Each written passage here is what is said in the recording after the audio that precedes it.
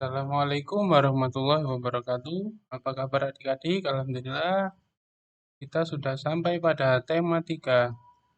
Hari ini kita belajar tentang tema 3, tema 1 pada pembelajaran yang pertama. Apa saja yang kita bahas kali ini? Mari kita lihat. Yang pertama, Bahasa Indonesia KD 3.3 dan 4.3 mengenai persiapan wawancara. Yang kedua, IPA KD 3.8 dan 4.8 mengenai masalah keseimbangan lingkungan. Dan yang ketiga, IPS KD 3.1 dan 4.1 mengenai sumber daya alam di lingkungan sekitar. Mari kita mulai. Yang pertama, persiapan wawancara. Belum itu, kita harus mengerti apa sih wawancara itu. Ini dia ya pengertiannya. Wawancara adalah kegiatan tanya jawab antara pewawancara dan narasumber yang dilakukan untuk memperoleh informasi secara rinci tentang suatu hal atau peristiwa.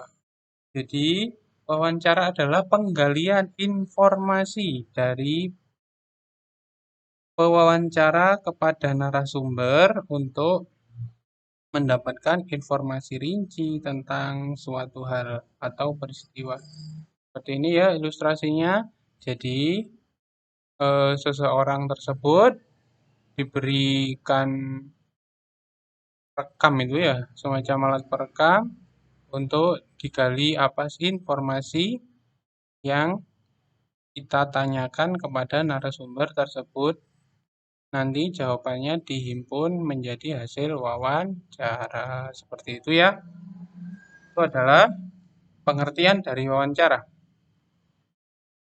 Apa sih pewawancara itu? Pewawancara adalah orang yang melakukan wawancara dengan menyebutkan pertanyaan-pertanyaan yang berkaitan mengenai suatu peristiwa. Jadi pewawancara ini ya, yang ini, Bapak yang ini ya, Bapak yang ini mengajukan pertanyaan untuk dilemparkan kepada narasumber. Apa itu narasumber? Orang yang diwawancarai dan memberikan informasi sesuai dengan peristiwa yang terjadi. Jadi narasumber itu yang menjawab pertanyaan-pertanyaan. Pertanyaan-pertanyaan itu dijawab dan jawabannya berisi informasi mengenai peristiwa yang terjadi. Seperti itu ya, itu namanya narasumber. Perbedaan pewawancara dan narasumber. Pewawancara orang yang menanyakan pertanyaan yang berkaitan suatu peristiwa, sedangkan narasumber orang yang diwawancarai dan memberikan informasi. Seperti itu ya.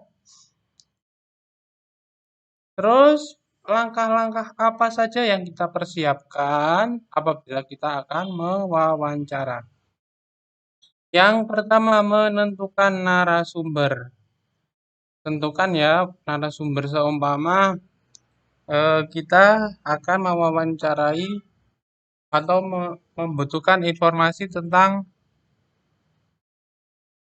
ini mebel, peralatan mebel yang ada di Krapyak Kita tentukan siapa pemilik mebel, seumpama pemilik mebel Linggarjati gitu ya, Bapak Tono seumpama, itu dijadikan narasumber kita tentukan. Terus kita hubungi, kita datang ke rumahnya atau kita bertanya kepada anggota keluarganya apakah bisa dan memiliki waktu untuk bersedia di wawancara seperti itu ya. Setelah diyakinkan bahwa orang tersebut bisa, kita menyiapkan daftar pertanyaan. Daftar pertanyaan itu berawal dari adik Simba ini ya. Meliputi apa, di mana, kapan, siapa, mengapa, dan bagaimana atau disingkat adik Simba. Jadi di sini kita merumuskan pertanyaan-pertanyaan tentang informasi yang akan kita peroleh nantinya. Seperti itu ya. Terus mempersiapkan keperluan wawancara. Bisa alat tulis atau biasanya kan kalau wawancara itu menulis omongannya orang yang terlalu cepat ya. Kita juga memerlukan alat bantu yang bernama perekam. Atau mungkin bisa melalui ponsel atau handphone kita ya, bisa ada aplikasi untuk merekam suara seperti itu ya. Terus yang kelima membuat janji dengan narasumber. Kapan tepatnya wawancara tersebut akan dilaksanakan dan di mana tempatnya. Seperti itu ya. Karena kan ini berurusan dengan orang lain, maka kita harus manut ya kepada jadwal atau ketersediaan waktu dan tempat dari orang tersebut. Ya, seperti itu ya. Ada 5 langkah persiapan wawancara. Catat ya adik-adik. Kita lanjut. Yang kedua masalah keseimbangan lingkungan. Pada dasarnya lingkungan itu terdiri dari komponen yang berjumlah dua ya, yakni komponen biotik atau makhluk yang hidup ya. Bio itu hidup ya. Sedangkan abio, bio ditambahi a depan. Tidak berarti tidak hidup. Ya, biotik itu hidup, abiotik tidak hidup. Apa saja contohnya yang hidup? Ya makhluk hidup, rumput, serangga, ikan, lumut, pohon, dan lain-lain. Pokoknya yang hidup seperti ini ya. Terus abiotik, lingkungan tak hidup seperti air, udara, sinar matahari, dan mineral. Semua ini, lingkungan biotik dan abiotik itu saling berhubungan ya. Hingga terjadi lingkungan itu karena ada sinergi antara komponen biotik dan abiotik. Kalau biotik saja apakah bisa? Ya nggak bisa. Kalau abiotik saja, ya bukan lingkungan itu namanya ya. Baik, kita lanjut. Ternyata perubahan lingkungan itu bisa terjadi. Kenapa? Lingkungan menjadi tidak seimbang karena ulah manusia ini ya, yang tidak bijak dalam pengelolaan sumber daya alam. Jadi manusia itu ada yang hanya mengejar keuntungan pribadi ya. Dia ingin kaya, ingin perusahaannya sukses, itu mereka merusak alam. Ternyata itu akan mengganggu. Kenapa? Karena hutan itu ya contohnya, lingkungan alam hutan itu kan sebagai tempat tinggal dari satwa-satwa, dari tumbuhan-tumbuhan ya. Kalau dibakar berarti habis. Coba kalau kalian rumahnya dibakar gimana? Kan pasti bingung ya mau tinggal di mana, kan seperti itu ya. Apalagi hewan-hewan itu kan menggantungkan makannya dari hutan. Kalau dibakar terus gimana? Nggak punya sumber bahan makan lagi. Itu adalah hal buruk yang dilakukan oleh manusia. Untuk itu kita harus bijak dalam mengelola lingkungan, mengelola sumber daya alam agar tetap seimbang. Yang untung siapa sih kalau untung lingkungan seimbang? Ya manusia itu sendiri sebetulnya ya. Kenapa? Karena keberlangsungan alam terjaga. Ya, seperti itu. Terus contoh kegiatan manusia yang merusakkan lingkungan adalah yang pertama contohnya ya membakar hutan. Nih, membakar hutan mengakibatkan hilangnya habitat dan sumber makanan. Nih ya, jelas ya. Primata, contohnya ya, primata itu kan bingung tinggal di mana, burung. Terus hewan-hewan yang herbivore itu ya, karnivore. Bingung, rumahnya dibakar, terus dia tinggal kemana, tinggal di mana ya. Terus cari makannya kemana, kan bingung. Untuk itu kita tidak boleh. Apalagi ada undang-undangnya ya, undang-undang tentang perlindungan hutan itu nggak boleh semena-mena bakar hutan, akan dikenai sanksi pidana ya, berurusan dengan hukum negara seperti itu ya.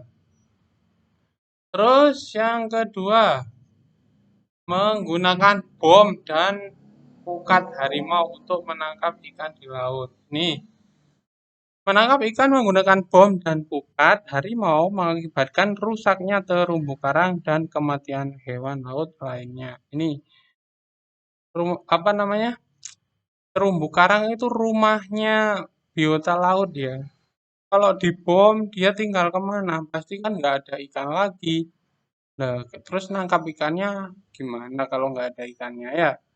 Jadi kita harus bisa inilah ya, mengutamakan kelestarian alam itu sendiri untuk menjaga keberlangsungan alam. Mungkin kita dengan mengebom itu bisa dapat ikan yang banyak, tapi hari itu saja. Besoknya sudah nggak ada terumbu karang, nggak ada ikan yang lewat lagi lah. Terus kita mau nangkap apa? Kan seperti itu ya.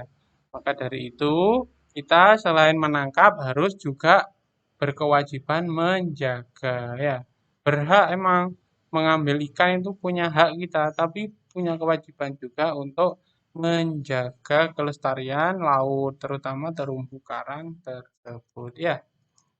Terus yang ketiga, sumber daya alam di lingkungan sekitar. Indonesia itu memiliki wilayah yang sangat luas, terdiri dari berbagai macam bentang alam yang tersebar dan memiliki sumber daya alam dengan ciri khas yang masing-masing ya. Dari dataran tinggi, dataran rendah, bahkan ada bentang alam salju ya di Indonesia, tepatnya di Puncak Jaya di Papua sana, ada salju abadi, ketinggian 5030 meter. Di sana ada saljunya ya. Sampai yang panas seperti daerah kering di NTT itu ya. Indonesia itu lengkap ya. Kita lanjut.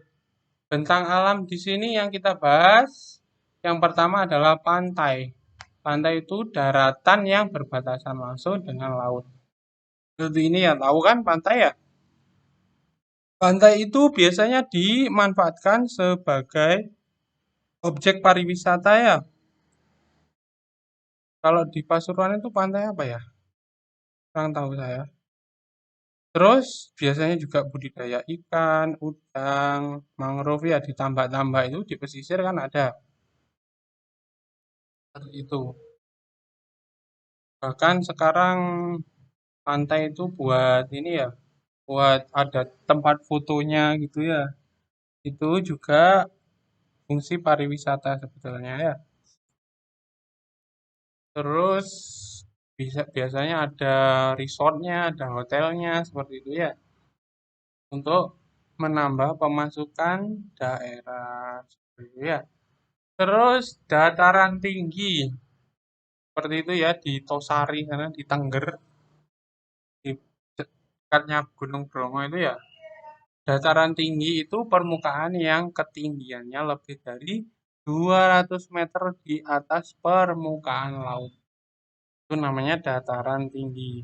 Dataran tinggi itu umumnya dingin ya, suhunya sejuk sampai dingin kalau malam. Di sana penduduknya biasanya memiliki mata pencaharian sebagai petani dan peternak. Karena di sana kan tanahnya subur ya. Petani apa? Untuk tanaman-tanaman kebun ya seperti teh, kopi, tembakau, sayuran, buah-buahan kan ada di sana ya.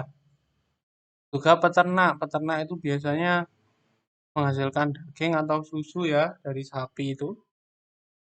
Terus tempat wisata alam di Gunung Bromo itu contohnya ya, kan itu tempatnya dingin, sejuk, indah, terus banyak orang-orang yang mengunjungi. Seperti itu ya. Orang-orang yang berkunjung kan dia beli makan, terus kadang sewa mobil, itu akan menambah penghasilan warga sekitar ya pastinya ya. Terus ada juga dataran rendah seperti yang kita tempati ini ya di Kota Pasuruan itu termasuk dataran rendah. Dataran rendah itu permukaan di bumi ya dengan ketinggian 0 sampai 200 meter di atas permukaan laut. Biasanya digunakan untuk pertanian, perkebunan, peternakan, perumahan, dan industri karena landai ya. Terus mudah diakses. Biasanya dataran rendah itu kan gampang ya kalau bikin rumah, nggak usah.